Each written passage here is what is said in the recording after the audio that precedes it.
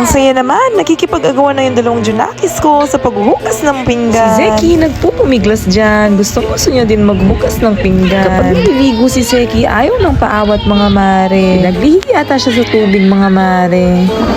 Ayaw niya talagang tumigil dyan mga mare. Hindi siya tumigil hanggat hindi ko inabutan ng pinggan. Ay mangkok pala mga mare. Ang mahirap dyan, itatapon lang niya. Buti hindi babasagin. Si Baby Tash, inaabot pa talaga yung sponge. Akala mo naman marunong na talagang maghugas si Baby Zeki. Si Baby Tash, napapractice na mga mare. Every time kasi na naghuhugas ako ng pinggan, gusto niya siya din. Very good anak, at least paglaki mo, marunong ka sa mga gawaing bahay. Ayan lang naman yung mga hinugasan namin, mare. Yung pinagkainan namin. Malinis kasi yung lababo, nakakahiya namang iwanan lang dyan. Ayun din kasi yung nakasanayan ko, dinala ko na hanggang pagtanda.